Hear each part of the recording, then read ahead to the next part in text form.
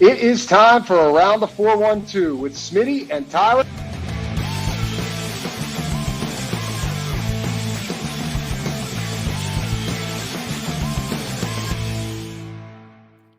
Welcome back to another episode of Around the 412. I am back this week, and I'm Tyler. With me, as always, is my co-host, Smitty. Be sure to follow us on all of our social medias at Around the 412. If you're not watching the show on YouTube already, what are you doing? Go hit the notification bell. Subscribe to the channel. Like 60-70% of you aren't even subscribed. It's ridiculous. Subscribe to the channel. It's free. It helps us out a lot. Leave a like on the video. And also follow us. If you listen just to the podcast on like Spotify or Apple, follow us there. Leave a 5-star review. Helps us out a ton. No matter where you're listening to this episode or any episodes, past or future, go check out the description. And we have all the links to our great sponsors, as well as the link to the GoFundMe for year 8 of Rocking Around the 412. I almost said year 7 because I can't believe it's already been 8 years of it. And I've been doing the year 8 for a month, but still, we're not perfect. Year 8 of Rocking Around the 412. It's our Christmas fundraiser where we help gather money to be able to provide children in the local 724 and 412 area codes the Christmas that they've always deserved. Christmas that Smitty and I never had to worry about where it was coming from. This is our baby. If you've been following us for a long time, that you know the impact that this has on not just us, but the kids that we are trying to do this for and everybody involved as well. We also partner with the East Rochester Salvation Army in the name of our late friend Dalton Keene. We adopt kids off of their angel tree, so there's multiple ways to get involved this time of year. Before we know it, I mean, it just turned to August, but we're going to be closer to Christmas as football season just flies by. So if you want to get involved, GoFundMe link is in the description below. East Rochester Salvation Army, Angel Tree, going to be coming soon. Yeah. This is obviously back to school month. So once they wrap up with their back to school stuff, they'll really dive into the Angel Tree stuff. And then we'll obviously pass that information along and really get rolling with Rock Around the 412, because it's like it's kicked off in July, but I feel like once football season gets here, once they start doing the Angel Tree stuff, that's when things really get rolling with the mission. So appreciate all of you that have already donated, but excited for a lot more people to get involved with it and keep spreading the word. So good stuff. Tyler, you mentioned you were not here last week. We didn't even do like a traditional show. I just put up a video on Saturday when I got back from training camp. I had the opportunity to be at Friday Night Lights training camp practice. And if you have never been, that is the training camp practice to be at. I would 100% rather do that than go to a preseason football game. Like, they are just so cognizant of the environment that is created there, how much it means to the people. Like, people, it's like a parade when the players come in on the bus. Like, you have people like in their front yards tailgating and like clapping as the buses are coming through with the team and the media members. And then obviously the stands are filled up. Like, I don't even know, they're not adding more stands, and yet that number continues to get bigger and bigger every single year with how many people are on hand for this practice. And then because of just them doing such a great job with that, and them being cognizant of what's going on, they also like dial it up in terms of the practice they're putting on display as well. Obviously they're going to wear full pads, but just from like an intensity perspective, they ramp it up a bit. So it was awesome to be there and be on the sidelines for that. Shout out to my guy, Alan Saunders, for making it happen and being able to get out there. DB was obviously out there this past weekend as well. Faribaugh, Chris Carter, all my guys. So it was great seeing everybody in one setting. Noah Strackbine as well. I would like to leave him out, but I can't leave him out. So all those people. It was a really fun trip just there and back. But yeah, so I put up a little video on Saturday, but you obviously weren't around for that. Well, actually, I didn't even tell you that I was doing that. So put that up on Saturday. And honestly, like, Tyler's has been spending a lot of time with family, which is awesome too. So didn't want to necessarily bother him while all that was going on. So, but really fun time, really good stuff. We're in the middle of training camp now, to the point where we got a preseason game coming up here. Well, by the time you guys are watching, listen to this tomorrow. So a lot has happened in training camp. And so I kind of wanted to like open it up to you. Not that I can necessarily answer a bunch of questions. I was only there for one day, but like what you're seeing from training camp, if there's anything that's catching your eye, maybe I could chime in on, but honestly, just wanted to get your thoughts at this point where we sit in the calendar. Honestly, I'm excited that we're several weeks into training camp at this point, and I feel like there's not a ton of negative around training camp. I guess the outside of what came out today, I guess some people might look at that as negativity, but I feel like so many years past, like we're going into training camp with somebody or with some player causing some sort of drama. Been drama free, so that's been refreshing as far as training camp goes. I mean, the main things that I've been looking at for training camp is what's going on in the linebacker room, because unfortunately, it feels like there's going to be some like casualty cut because they just can't carry enough of those guys. What's going on with the offensive line, not necessarily in terms of who the starters are going to be, because while I feel like there was an argument earlier this offseason where maybe they don't start Mason McCormick at right guard, but now I feel like it's almost as if the starters are more chalk than anything, and then we're just figuring out who falls in line behind them. But the main thing out of the offensive line that I'm looking for, and honestly, not a lot of positive has come out recently, a little bit this week, but just Broderick Jones in general. What's he looking at left tackle? Because I feel like that is going to be where the offense may ride or die this season, is having him at left tackle, which we talked about before a couple weeks ago, how if it were up to us, we'd probably switch the tackles back and swap him over to the right tackle, put Troy on the left, just because naturally you would want your best pass protector at that left tackle position.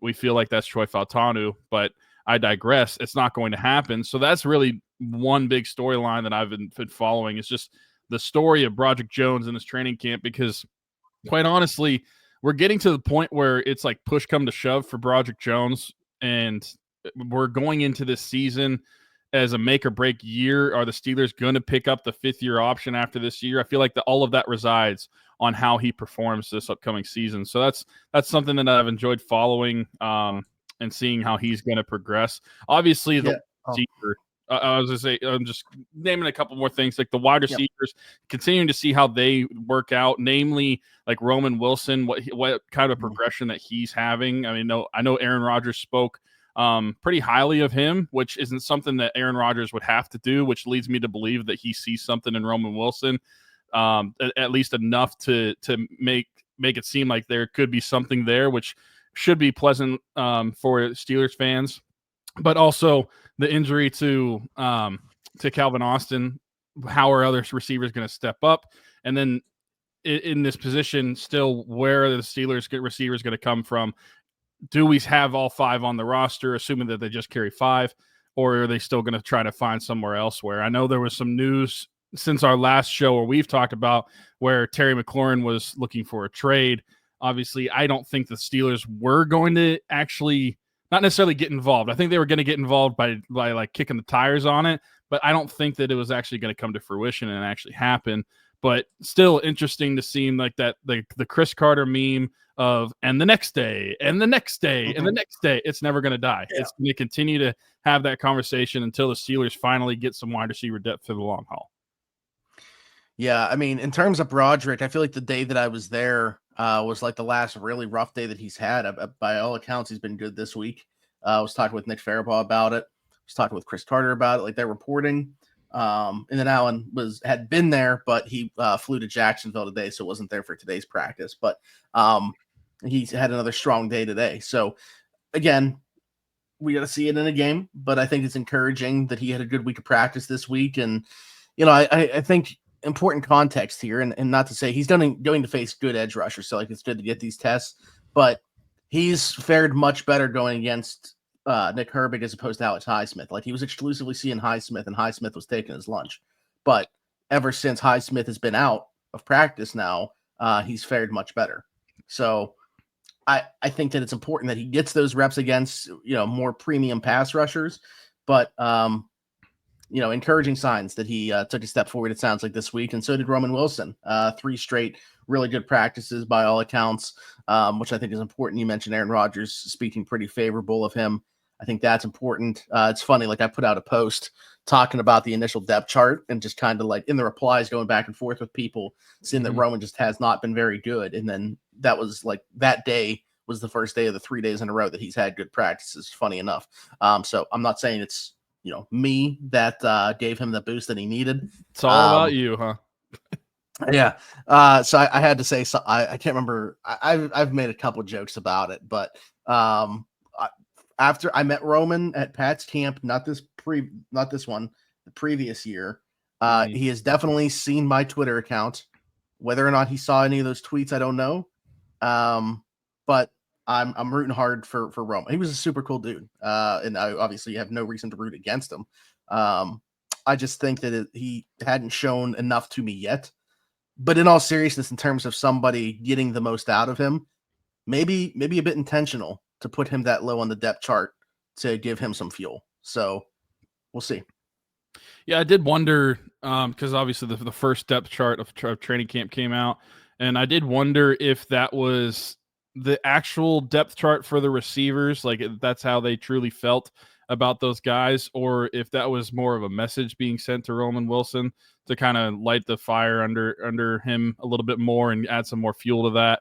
And I seriously feel like it's the latter. I feel like that is something that is going to be like a message sent to be able to just keep grinding, keep digging it out. I mean, you lost on your rookie year, so you're starting even lower than what some of these other guys are starting at as far as like having to prove yourself. And so I feel like that's something that is going to be huge for the Steelers this upcoming season is his development. If he's able to find himself and be like a true like wide receiver 3 for the Steelers, that's going to go and pay dividends in the season. That's going to be good for him individually. But yeah, I liked your tweet whenever the depth chart came out. Like I not even ahead of Bobby Trees, but yeah, I feel like by the time the season roll around, that's going to change. I don't care about what the depth chart says. It was just that to me, training camp also was reflecting the performance. Like I don't think Roman's been good enough to the point where he should have been. That I mean, probably above Robert Woods, but Scotty Miller's been way better, or was up until this week at least. Scotty Miller's been like the second best receiver for training camp, which is, both great for Scotty and very concerning about the wide receiver room. It's not saying anything that we don't already know about it, but it is what it is. I'm curious. I think that there's going to be a lot put on Roman's plate, and there could potentially be even more than what we think, depending on what happens here. This Calvin Austin thing's really weird. He's missed 5 straight practices now. Tomlin said he's perking up, and he said he was just banged up. It's nothing serious. There's got to be more information to this than what's going on right now, and just a weird situation. I mean, he might be perking up, not getting healthier. He might be perking up, trying to work on that. On perks? Yeah, trying to take away that pain.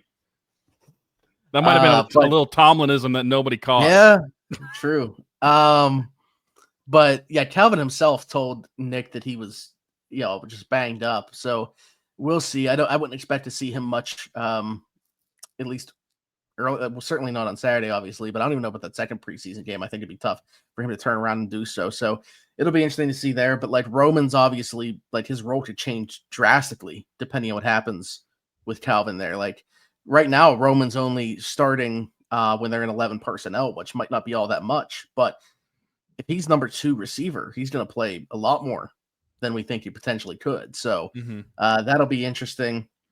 And again, he's just got to be a contributor, right? Like, you got DK Metcalf there, you got the tight ends.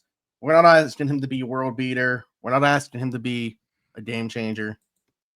What's going on, everybody? Smitty from Around the 412, and I just want to take a quick second to give a shout out to our folks at Game Changers. Their logo on the screen right now, right above my microphone. Over 2,000 different designs in their catalog. Luxury heavyweight material. I am wearing one of their shirts right now. Best vintage t-shirts in the game. Head over to gamechanger.la or pick6.la to pick up some shirts. And guess what? Use code AT412. Save yourself $10 on your order every single time. Again, gamechanger.la or pick6.la. Best vintage t-shirts in the game. Check them out. Roman, despite not being a rookie, might as well be. So certainly somebody I'm excited to watch in the preseason. And I think it's interesting because he's like a tweener on the depth chart where like he's going to play with the 1s, but also probably the 2s. He's going to play a bunch, I think, on Saturday. So very excited to watch him. Very unfortunate. Somebody else I would have said is like at the top of my list, excited to watch, would have been Will Heyward. And I don't want to overstate how this injury or anything like that, because it's not a long-term thing. And you're talking about your number 3 quarterback on the depth chart.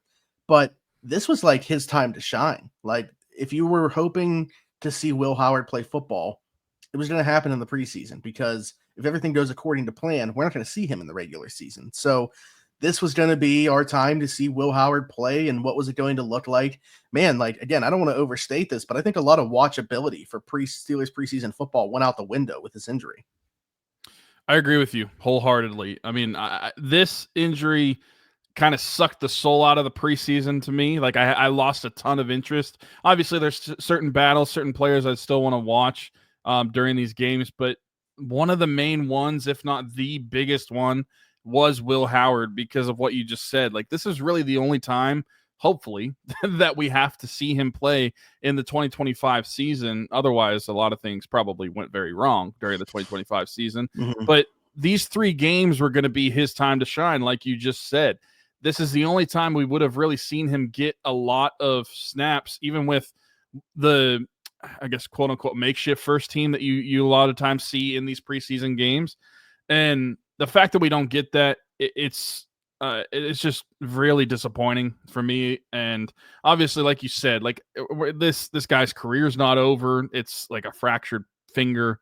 So it is what it is at the end of the day. But as far as being able to see the draftee that you got in the 6th round play, this is the only time it was going to happen, and the only time that it hopefully would ever happen during this 2025 season.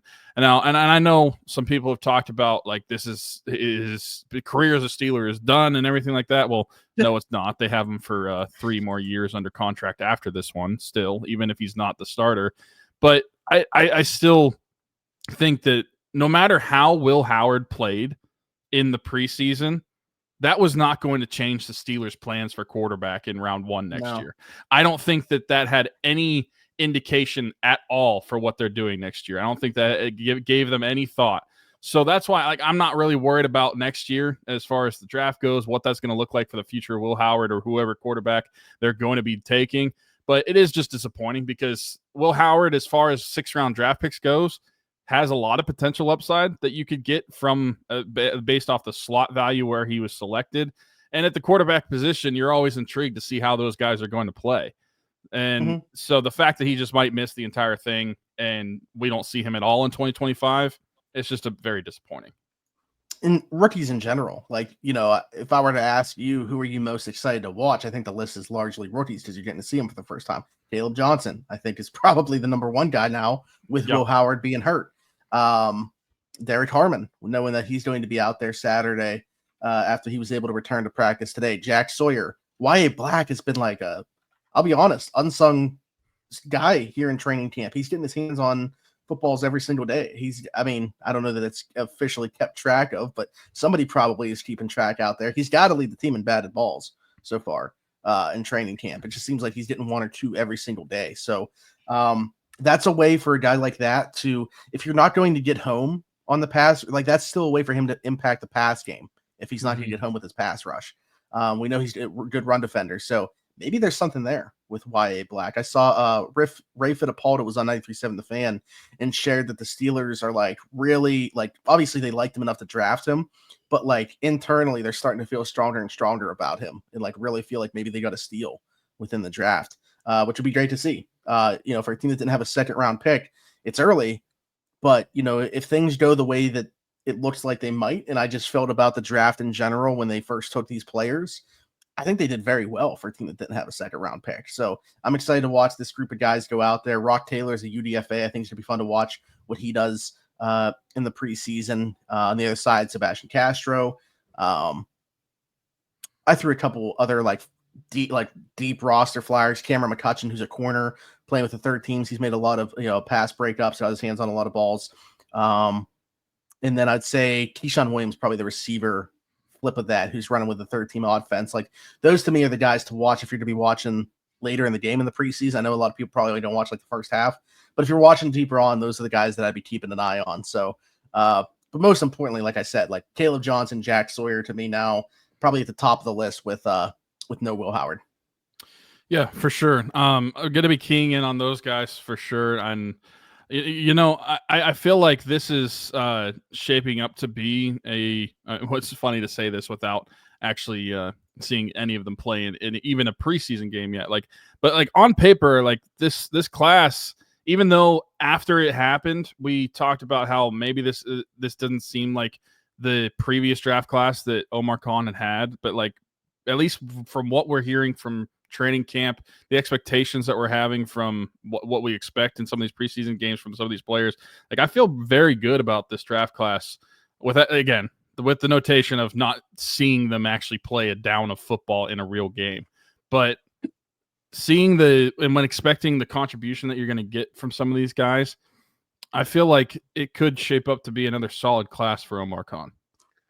Yeah, when they the first episode that we did post draft, I think I said I think they did well. I think they got a pretty good haul, but I don't know that there's the star player within there, that high ceiling guy.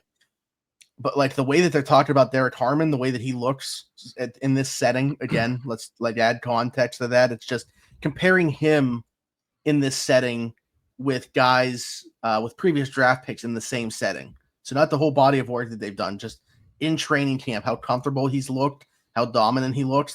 He got back in there today after missing practice and just immediately started making plays in the backfield again. I think he's gotten acclimated so quick. And so I'm curious to see how much run he gets. I would say that I'm very interested to watch him tomorrow as well, but I'm just not sure how much he's going to play. So that's why I'm kind of holding off on saying him. Now, the second preseason game, I think that's when we'll see a lot more run for the guys that are going to be starters and available in that game. So that would probably be, the one to watch, the one that's at home, actually. So, if you're able to go, that's great. But Tampa Bay at home, I think, will be the preseason game where we see a good portion of starters. You mentioned something earlier on, though, regarding, really no negative headlines coming out. Today, it comes out that quietly Cam Heyward has been looking for a new contract, and that's why he really hasn't done much. Same with Chris Boswell. The reason they were able to keep this quiet is because neither of those guys would be doing much regardless. So, no one's batting an eye at the fact that they're not really participating. So I don't know if somebody just asked a question and then it kind of got put out there or what happened. I don't know how this ended up leaking, but clearly I don't think anybody wanted it to. And, let me just preface by saying I think that this gets done. Reward these guys for the performance that they had last year. Right now, Cam Heyward's making less money this year than Javon Kinlaw. What are we doing? So, and Chris Boswell's somewhere between the 8th to 11th highest paid kicker in the NFL after the year that he just had. And to me, very clearly number one in the NFL. The only other guy that's in the conversation is Brandon Aubrey, and he plays his home games in a dome. So I think you give the edge there to Chris Boswell. Two guys that I think very clearly deserve raises on their 2025 salaries. I understand that there's differing opinions on that. People are going to have the opinion, hey, if a player signs a contract, they should honor that contract. I'm not saying that I agree with that. However, if that's your opinion, I hope that you keep the same energy towards the team because they're also signing a contract, and very rarely are they honoring that entire contract. They can cut ties with the player whenever, and I don't think the same people that are going against the player go against the team when that happens. I think they're clamoring for that player to be cut if they're not performing up to the contract. So, again, I'm fine with people having differing opinions. I think it's the hypocrisy that gets me more than anything else. But I don't think that this is going to be a conversation as we get close to the regular season. I think they'll get something done. The Steelers are good at honoring their contracts, or at least, they added new money to Jalen Ramsey's deal, a guy that hasn't been here. I have a hard time believing they're going to do the same for Cam Heyward and Chris Boswell. Yeah, I think that this ultimately gets done like you. To me, this is just a little bit of news that comes out, and it's stuff to talk about, but ultimately not something to worry about. And I think that this will be done fairly soon. And I don't think that it's that big of a deal either.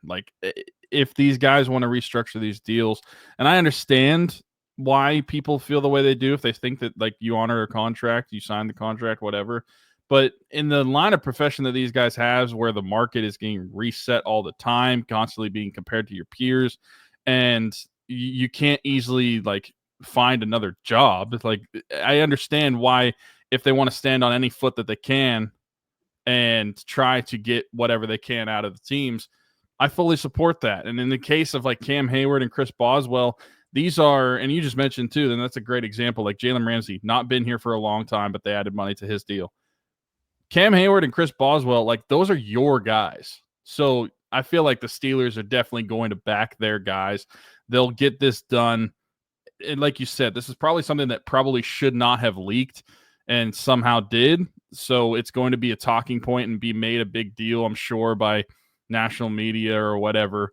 But I feel like for those who follow the Pittsburgh Steelers very closely should know ultimately this deal is going to get done.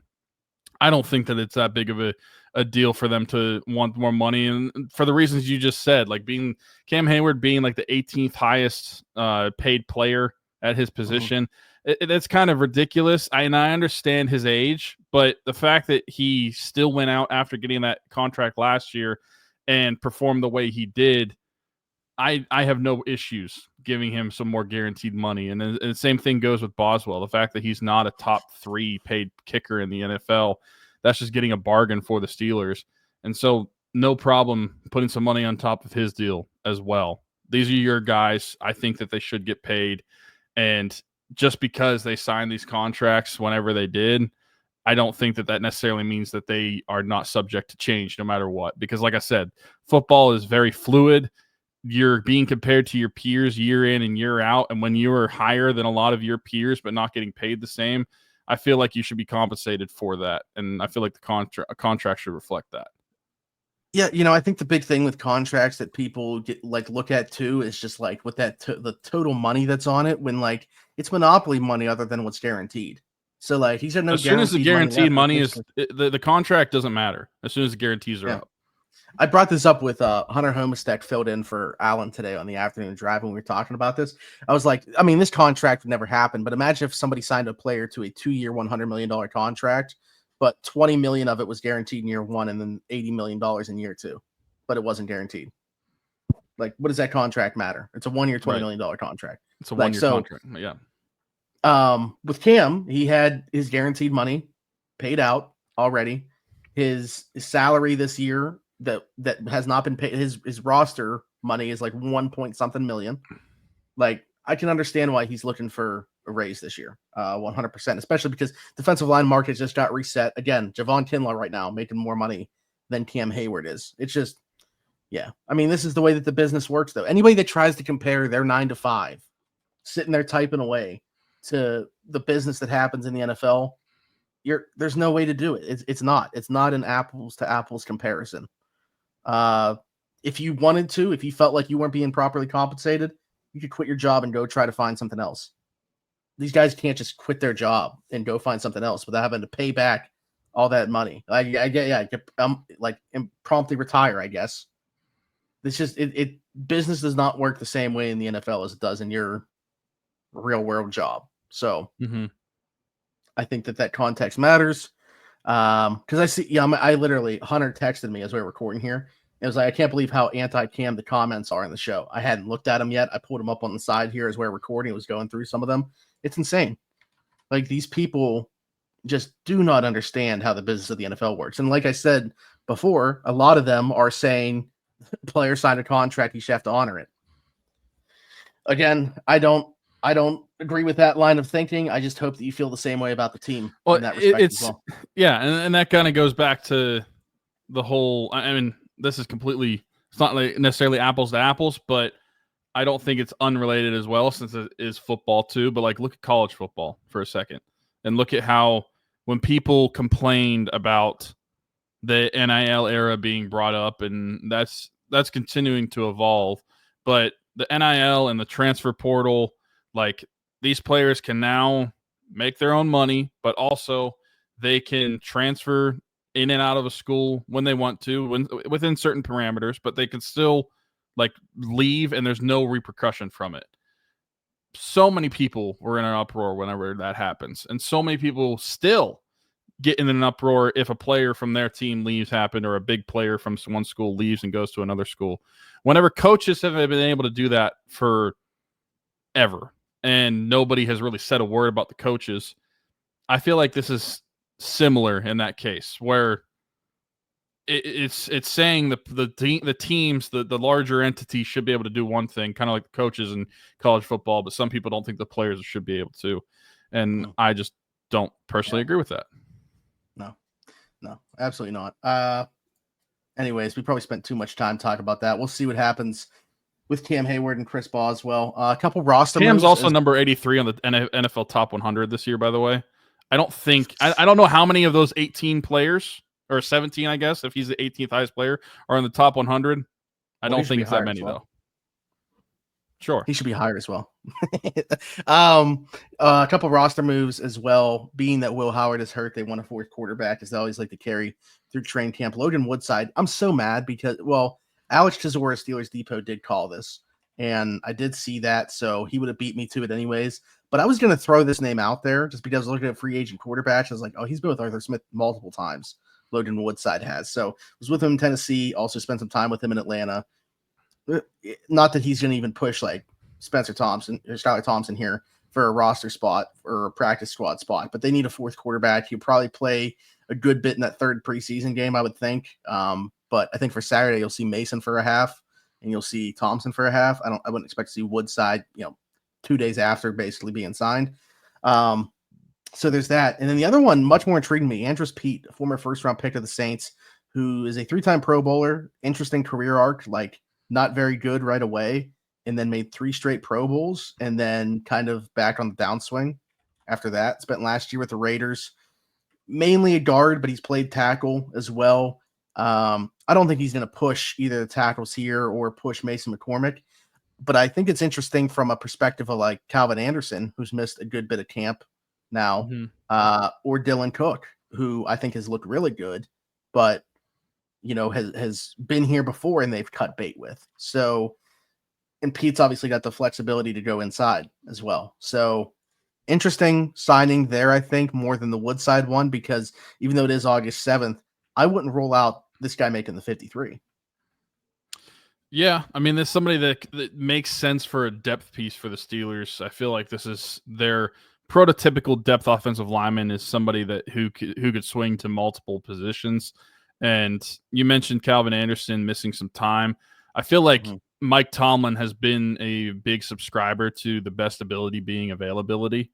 And so whenever his players are not available, then they can get replaced. And if this is the case with Andrus Peat coming in, this type of player makes a ton of sense. Like you mentioned, it's not going to be necessarily be somebody that is going to come in and push for a starting role on this offensive line.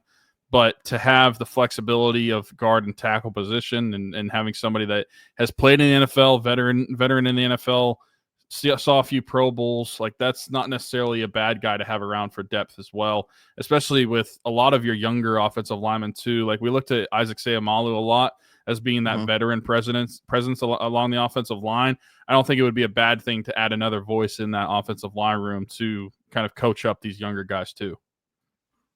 Yeah, actually, I keep going back to the conversation I had with Hunter, but he mentioned this guy. Honestly, was not on my radar yet. Like I wasn't thinking about the off-field perspective. I was trying to think of what he could add there. But what you just said kind of made me think about what Hunter said to me earlier, which I thought was a really good thought, was like, Pete's kind of been there with what Broderick is going through. Like right now, people viewing him as a failed first-round pick. Early on in Pete's career, I think people would say the same thing. So I wonder if he can offer him perspective on that as well, and just kind of like how to bounce back from that, earn a second and third contract in this league like Peat has. So yeah, I think from that perspective, like he's certainly going to add value to this team in the short term just for that.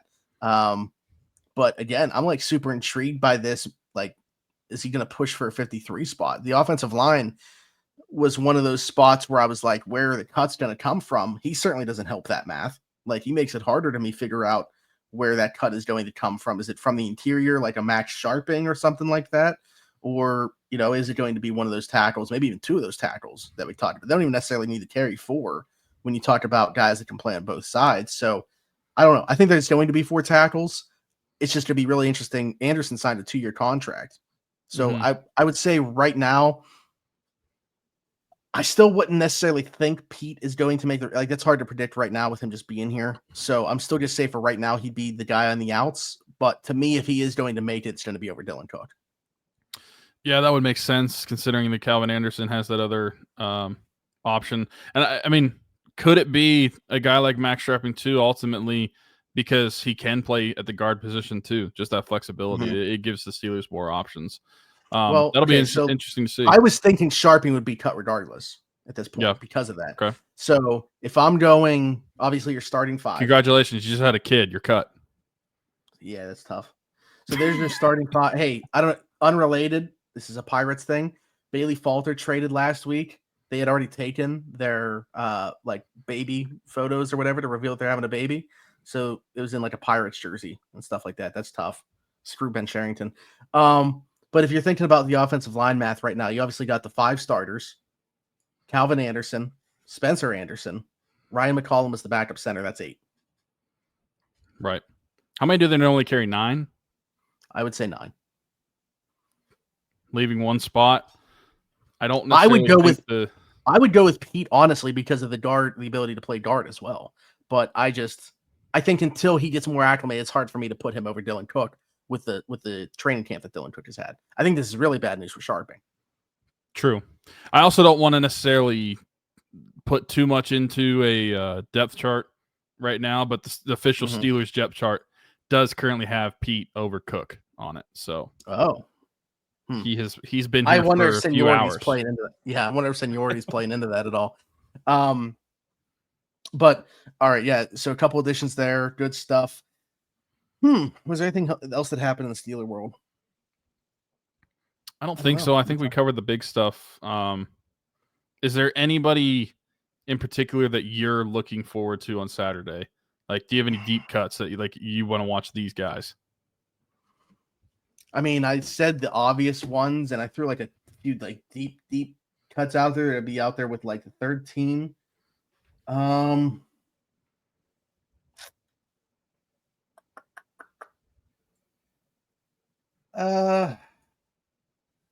Man, trying to think of somebody else that I could throw in there.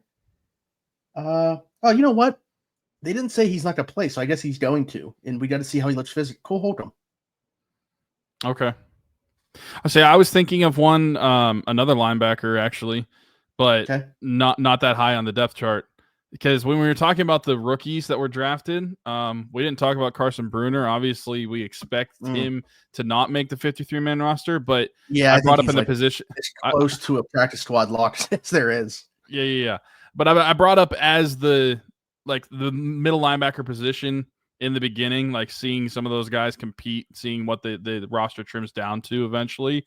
And if we don't see Cole Holcomb, seeing Carson Bruner in an elevated role, he's one of those guys, like obviously rookies play a lot in the preseason, seeing what he kind of like chip on his shoulder if he's going to, because like I feel like everyone's talking about how he's going to be cut and being picked up by a practice squad, obviously, but not making the 53-man roster. He's someone that I would be interested to see, because when the pick was made, wouldn't necessarily say that I was like thrilled about it. Kind of like, I don't know if necessarily name value is the reason that he was picked where he was, but I think that I think he was worth a 7th round pick. I think sure. I mean, 7th round pick is fine. Position. Yeah, but there were other.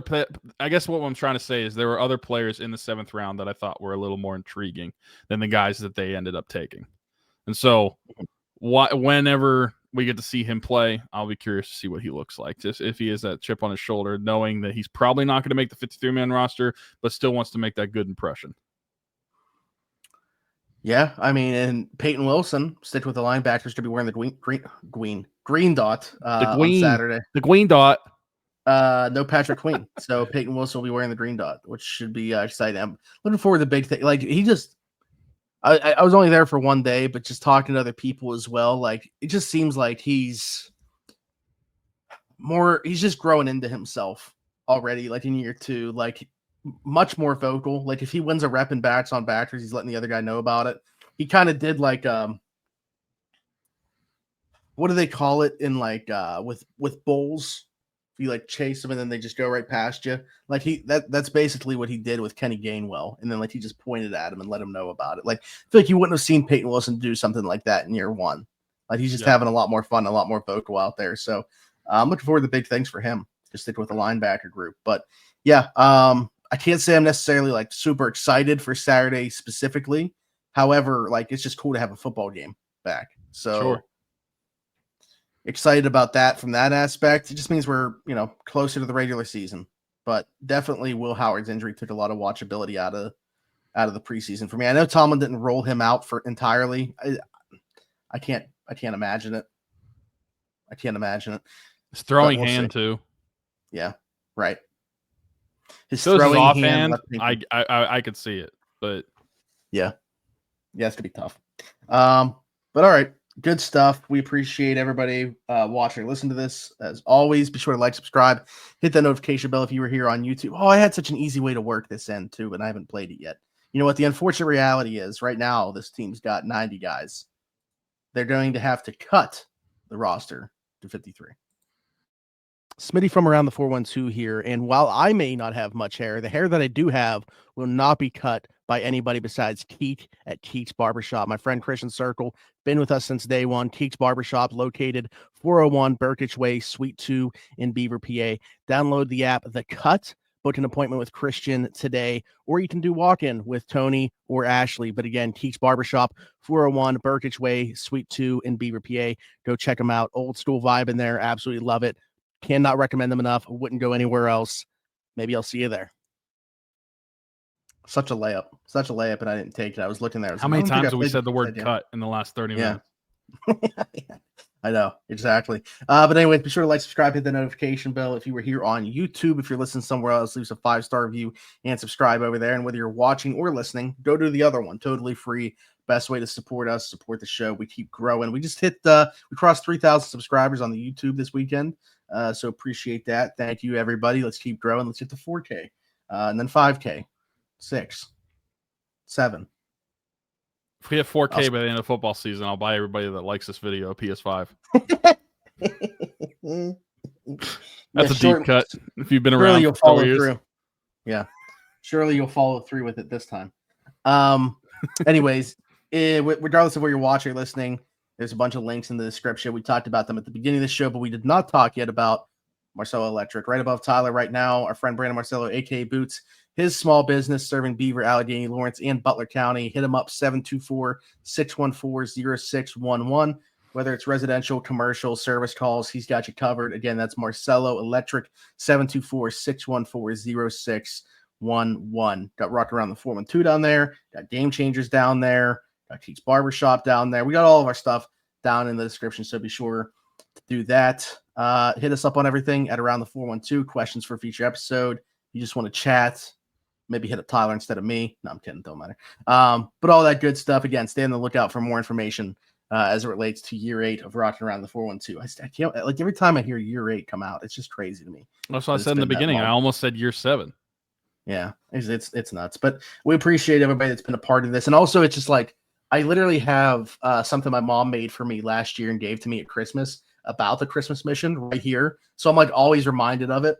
And it's just crazy to think that it's been that long that we've been doing this. So very excited about it. And very excited to continue with it. And it's just, I think the biggest thing for me, real quick before we get out of here, and I've mentioned this before, like, we wouldn't be able to, but it would be one thing if you and I just, like, out of our own pockets, we're doing this as a cause. But I think, like, what gets me more than anything else is that it's just like, it's a bunch of other people coming together to do it. Like, there's so many terrible things that happen in the world, but like, everybody comes together for something that we're putting together with their money to make this cause happen. And I think that that's why it's just so meaningful for me. Yeah, 100%. I mean, it really shows the true spirit of the season every single year. All of the people who donate, all the people that share the message, that grab the tags from the Salvation Army, being able to impact, what's the number, 177 kids in the Pittsburgh area so far, hopefully passing that 200 mark this year. And we've had a few repeats over the years of some families that we've been able to take care of, but just being able to do this year in and year out, just going to show how giving each and every one of you are that gets involved with this message, and how supportive you are of these children, and then us putting this on, being able to do this for you guys, and we try to give back the best we can with a little bit of prizes. Unless you ask GoFundMe, then we don't. But ultimately, we're just kind of the facilitators of all this. Everybody that is involved is the true reason what makes this so great. So thank you to everybody that gets involved. The GoFundMe link, like we said, it's down below in the description of the show. And then probably in the next several weeks, once school gets back and going, sometime in September, probably you're going to be hearing about the East Rochester Salvation Army Angel Tree. We've got a few locations where you can pick up tags every single year. We could do so, or you can do that at the Angel Tree itself too. But yeah, those, like, we try to keep tabs on how much, like, as far as like money being raised, who's being involved, and what people get. But it's kind of tough with the Angel Tree because, as Smitty has said before, like, we're not going to ask, like, okay, so how much did you spend? What did you get them? On these kids?